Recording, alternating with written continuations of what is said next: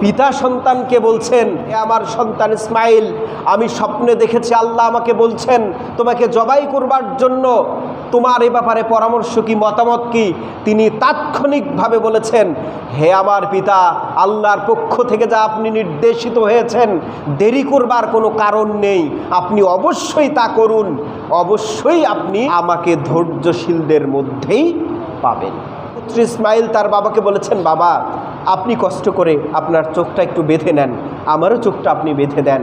এরপরে ইসমাইল আলাইহিস সালাম তার প্রিয় পুত্র, যাকে এত কষ্ট করে পেয়েছে, যার জন্য আল্লাহর কাছে দোয়া করেছে, রব্বি হাবলি মিনাস সালিহিন, হে আল্লাহ আমাকে একটি পুত্র সন্তান দাও, আমি সৎকর্মপরায়ণ একজন মানুষ বানাবো, সমাজের বুকে একজন ভালো মানুষ হিসেবে সে পরিচিতি লাভ করবে, মানুষকে ভালো কাজের আহ্বান করবে। এমন একটি সন্তানকে 86 বছর বয়সে পাবার পরে আল্লাহ যখন বলেছেন কোরবানি করো, তখন তিনি কোরবানি করার জন্য পুত্র ইসমাইলকে শোয়াই দিলেন। শোয়াই দিবার পরে দুজনেই চোখ বাঁধলেন, নিজের চোখ বাঁধলেন, পুত্র ইসমাইলের চোখ বাঁধলেন। একটি বার আপনি চিন্তা করে দেখেন প্রিয় মুসল্লি ভাইয়েরা, আপনার প্রিয় একজন পুত্রকে আপনি কি কখনোই এভাবে জবাই দিতে পারবেন? এরপরে চোখ বেঁধে যখন কোরবানি করার চেষ্টা করলেন, তারপরে কোরবানি হয়ে যাওয়ার পরে হজরত ইব্রাহিম আলাইহিস সালাম আলহামদুলিল্লাহ বলে তারপরে চোখটা খুললেন। তিনি তো মনে করলেন তার প্রিয় কলিজার টুকরা হয়তোবা দুনিয়া থেকে চলে গেছেন। তিনি আলহামদুলিল্লাহ আল্লাহর প্রশংসা এই কারণে করেছেন, তিনি আল্লাহর হুকুম বাস্তবায়ন করতে পেরেছেন।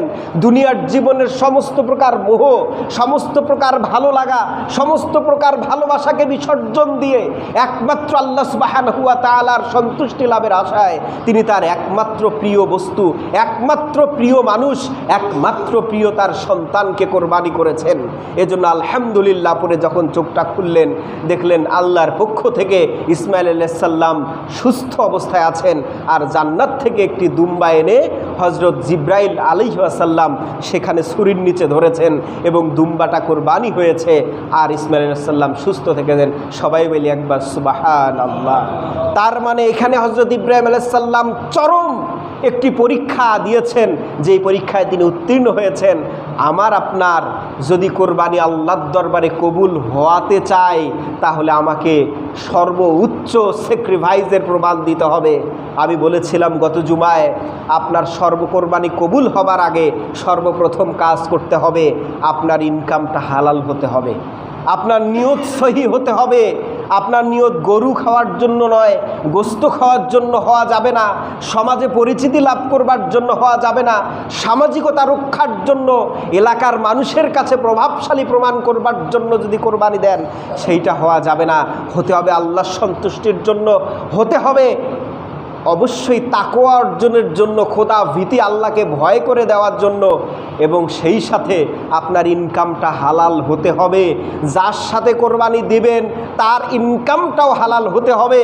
এবং তার আগে যেটা করণীয়, ফাসল্লি লিরব্বিকা ওয়ানহার, অর্থাৎ আপনাকে আগে নামাজি ব্যক্তি হতে হবে, তারপরে কোরবানি দিতে হবে, তাহলেই কেবল কোরবানি কবুল হবে। আপনার এত বড় স্যাক্রিফাইস হযরত ইব্রাহিম আলাইহিস সালামের, আর আপনার এই ছোটোখাটো স্যাক্রিফাইস দিয়েও যদি আল্লাহর দরবারে আপনার কোরবানি, আমার কোরবানিকে কবুল করতে না পারি, তাহলে আমাদের মতো দুর্ভাগা, হতভাগা, কপাল পোড়া এই পৃথিবীর বুকে আর কেউ থাকবে না। তৎকালীন যুগে হযরত আদম আলাইহিস সালামের সন্তানেরা যখন কোরবানি দিয়েছিল, তখনও কিন্তু একজনের কোরবানি আল্লাহর দরবারে কবুল হয়েছে, আরেকজনের কোরবানি আল্লাহর দরবারে কবুল হয় নাই। এটার কারণ, হাবিলের কোরবানিটি কবুল হবার কারণ হলো তার উদ্দেশ্য ছিল আল্লাহর সন্তুষ্টি, তার উদ্দেশ্য কোনো নারীকে বিবাহ করা উদ্দেশ্য ছিল না। আর কাবিলের উদ্দেশ্য ছিল নারীকে বিবাহ করা, সুন্দরী রমণীকে বিবাহ করা। তার নির্দিষ্ট উদ্দেশ্যর কারণে আল্লাহ তার এই কোরবানিটি কবুল করেন নাই।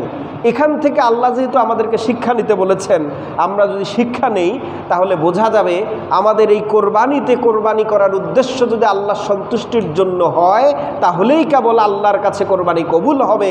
আমাদের উদ্দেশ্য যদি হয় গোস্ত খাওয়া, উদ্দেশ্য যদি হয় সামাজিকতা রক্ষা করা, উদ্দেশ্য যদি হয় সমাজের মানুষ কি বলবে, এজন্য উদ্দেশ্য যদি হয় আশেপাশের গরিব মানুষকে গোস্ত উপহার দেয়া, তাহলে আল্লাহর দরবারে এই কোরবানি কবুল হবে না। এটা হযরত আদম আলাইহিস সালামের সন্তানদের থেকে আল্লাহ শিক্ষা নিতে বলেছেন।